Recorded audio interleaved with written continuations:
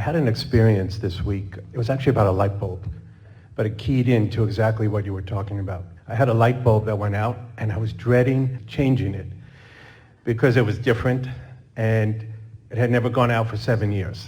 And I had put in my mind, okay, I wasn't looking forward to this. And then I started to shift my thoughts. I saw myself changing it. I saw how easy it was going to be to find it and buy it and do it. And I said, okay, big deal. It'll work one way or the other. And then the next day, the store right next to my office had this particular bulb. I came back home. I was able to do it in 2 minutes. But what was important for me was that it keyed me into exactly what you were talking about. That my thoughts had set me up to really make this happen in a way that was easy.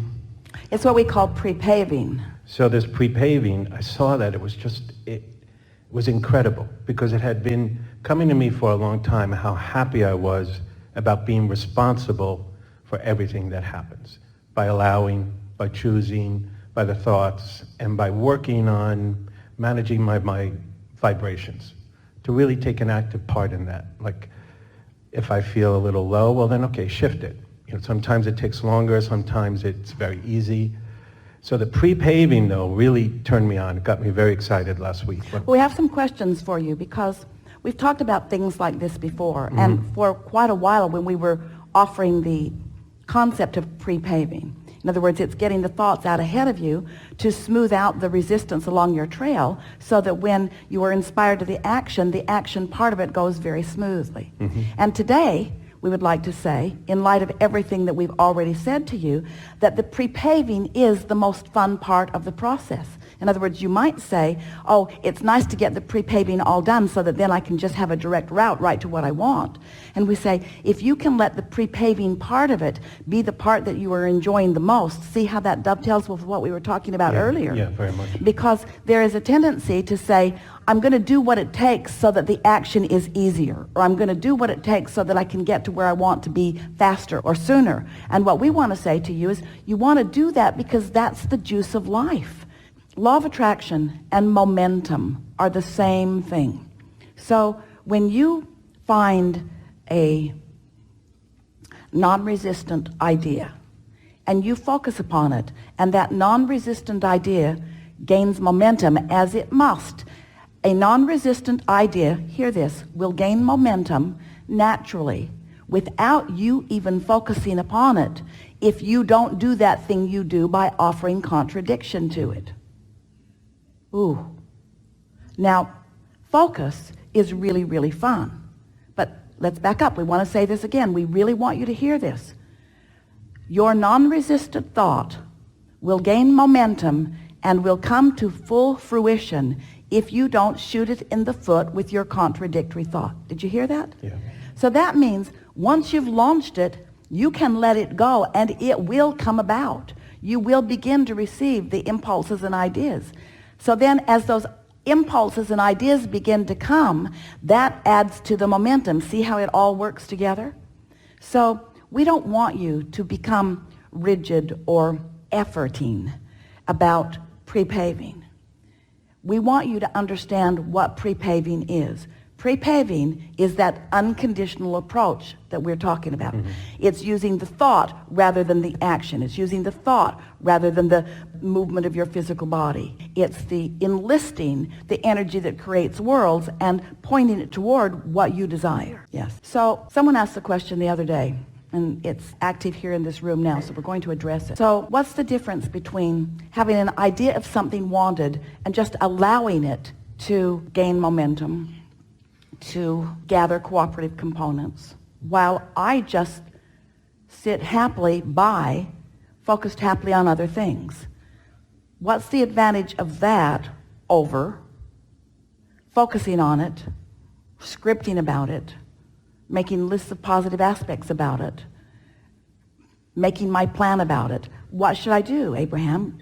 Am I a deliberate creator or am I an allower? Yeah. And the rule of thumb is, don't be anything that you're not inspired to do. And the inspiration is that momentum that we're talking about. So it's not easy for you action-oriented beings to really get into the groove of this because you are accustomed to what you can accomplish by moving things around. But you are accomplishing, we love you so much, in such a mediocre fashion in comparison with enlisting the energy of the world. And as you look around, those masters who get this are accomplishing big because they are not limited by the action of their world. They are enlisting the leverage of the energy of the gods, so to speak. So what you want to do is identify what you want and think about it lightly. Some years ago, Esther was in an overwhelmed state. She had too many things on her list to do. And they were things she wanted to do and things that she needed to do, but there was not time. So she had this desire to do something that she believed in the limitation of time about. So it wasn't getting done. And as a result, what was happening to her is she was almost non-productive. The list was not inspiring her. It was beating her up. She was almost paralyzed with this long list.